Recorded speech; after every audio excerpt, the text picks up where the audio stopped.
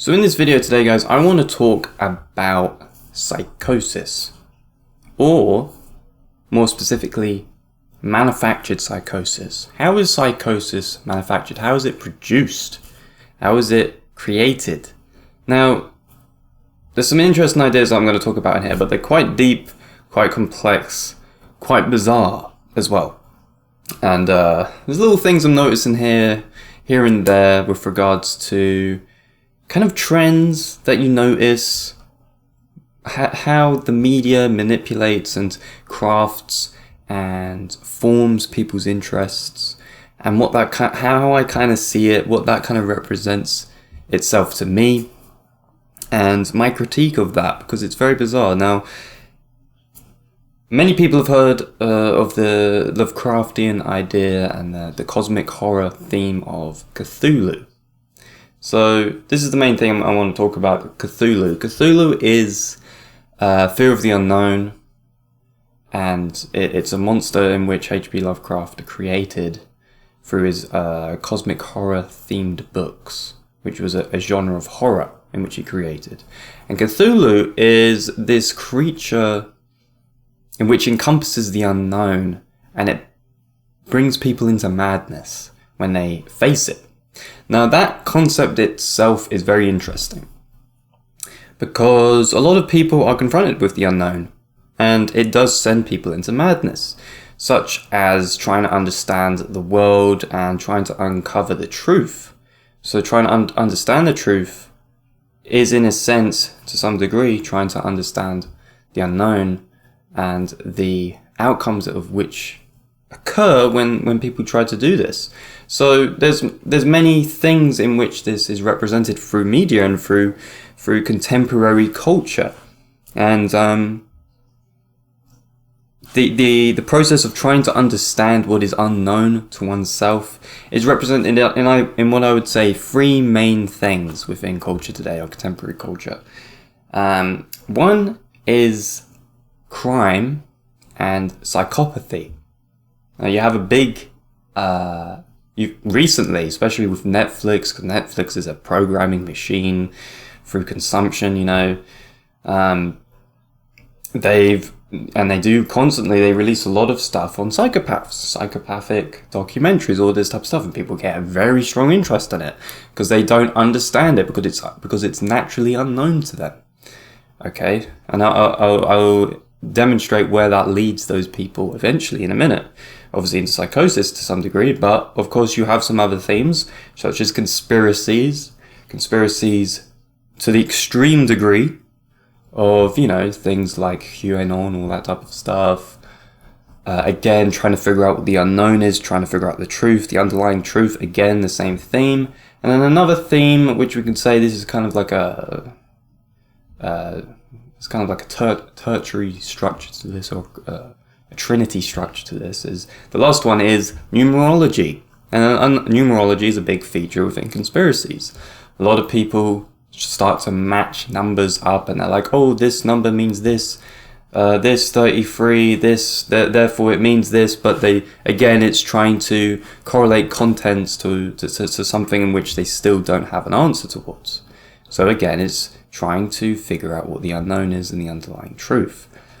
But of course, when trying to figure out what the underlying truth is with these things, it always leads to psychosis, leads to the outcome of a schizophrenic mind, you could say, or some form of psychosis, some strange way of thinking. Okay, so, and this is where we get into the Cthulhu thing, because the Cthulhu is about losing one's mind in the face of the unknown when trying to figure out what it is. Okay, so people who are into their numerology to try and validate conspiracies in some sort of sense, without really being able to correlate the contents properly of what they're dealing with, they kind of go into some sort of schizophrenic psychosis. It's the same with people who try to rationalize psychopathy by watching weird, horrible things about criminals in documentaries, because they're constantly asking why do these people do these things, why, that's where the obsession for these things come into, trying to understand the unknown. You try to understand the known. If you stare into the abyss too long, you will become the abyss, which is the Cthulhu madness. It's the psychosis. Okay? And then you have, of course, conspiracies, where people try to... They delve into these conspiracies to the point where they can't think straight. And there's a lot of examples of this. It creates a schizophrenic mind where it's like, oh, this means this, therefore Freemason. This means this, therefore this. This means, it's this jumping to conclusions on the contents of some very small, mostly insignificant things. And this leads to an unhealthy way of looking at the world and then looking at oneself.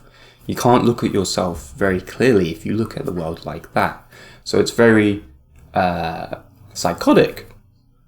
And this is the production of psychosis, the manufacturing of psychosis. And these are the three functions, or the three forms in which people end up being this way in some sense. It's very bizarre.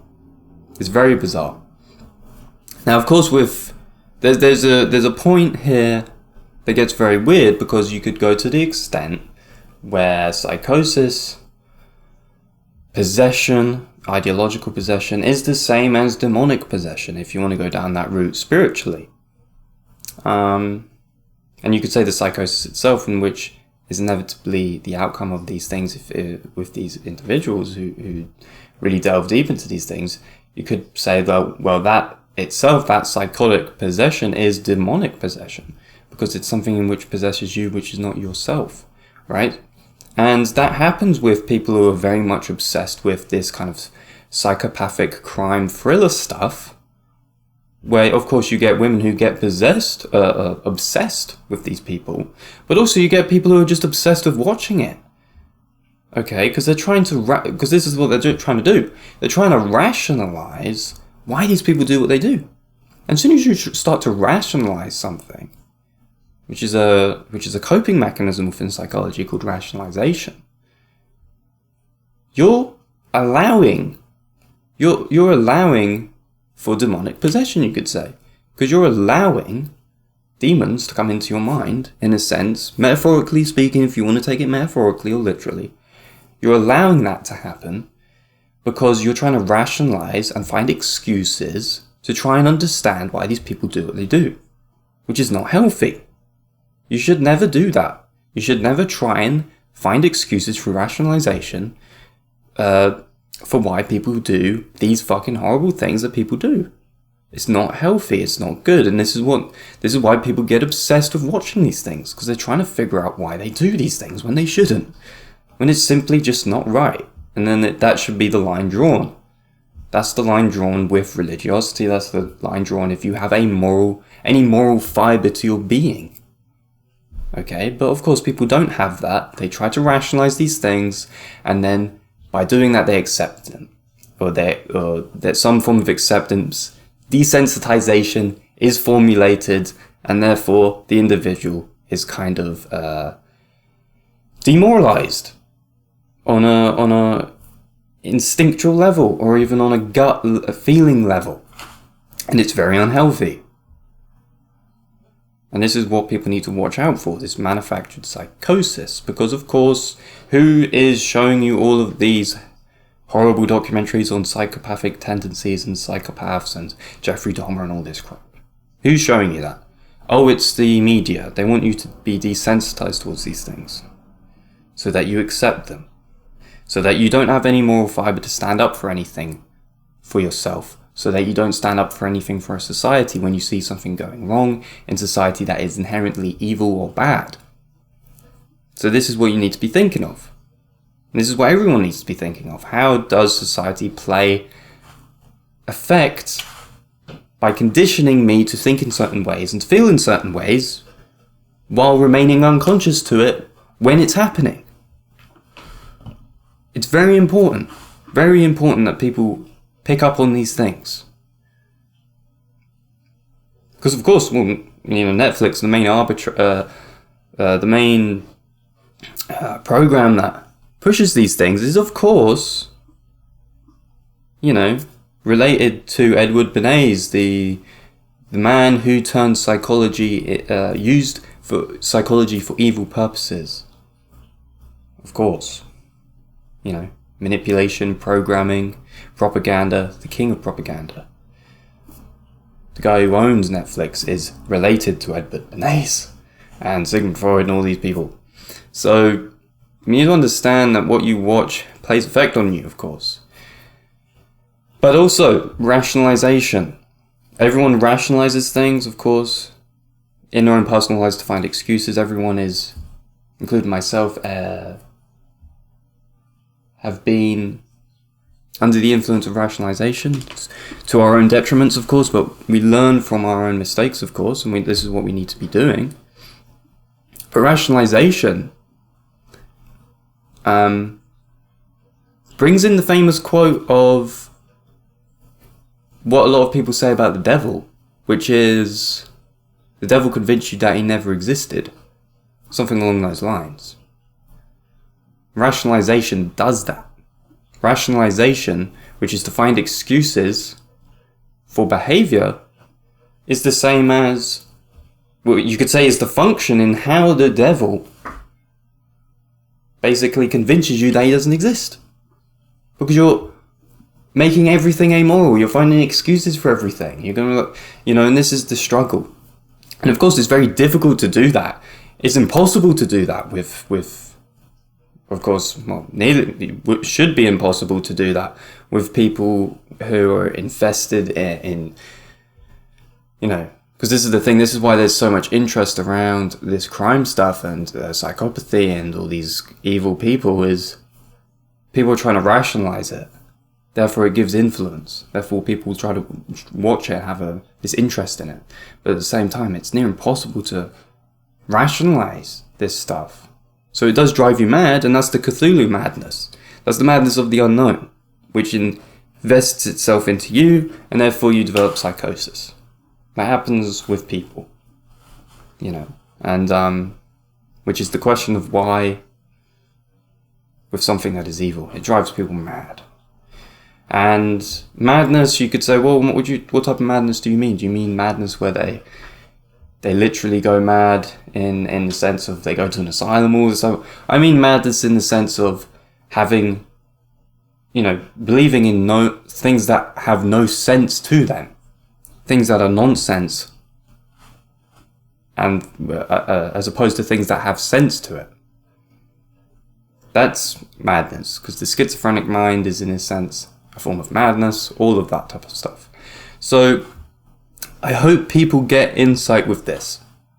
This is kind of just a thought that I had regarding manufactured psychosis, how people fall into psychosis through the influence and conditionings of media. So be very aware of what you're watching. Make sure you don't watch shit that is trying to influence and trying to make you rationalize evil into your life. Don't watch that shit. Don't watch stuff that is designed to make you accept that stuff, that is designed to desensitize what you know is inherently bad. There is objective truth. There is objective morality. Don't force yourself to be desensitized because you want to figure out what the unknown is. You want to be stimulated by these strange things. Don't fall into that trap. It's very unhealthy, and it leads to psychosis. It leads to a lot of these things that I just talked about. So if you enjoyed this video, guys, make sure to share it around. It's quite deep. The more you dig into this kind of analysis of things, the more strange it gets, because of course, if demonic possession, things like that, psychosis, rationalizing evil to find an excuse for it because it's portrayed to you through the conditionings of social media and through all these things. It's very bizarre, but it should give you some insight into what is the truth and what you should be avoiding, what you should be accepting into your life. So if you enjoyed this video, guys, make sure to give it a like, comment your thoughts down below, of course, and if you're interested in any form of one-on-one coaching, if you're struggling with procrastination, time management issues, things to do with shadow work, working through your traumas, alleviating repressions from within yourself so that you can develop as a healthy, strong individual, then drop in for a free discovery call with me. I'll do a one-on-one with you where we talk so that I can understand what your pain points are, what you're struggling with, to see if we can work together on something fulfilling for you. So with that said, guys, I hope you have a lovely day, and I'll speak to you very soon. And if you're interested in any of those calls or doing a one-on-one discovery call, all the links will be found in the description below in the comment section as well. Thanks for watching.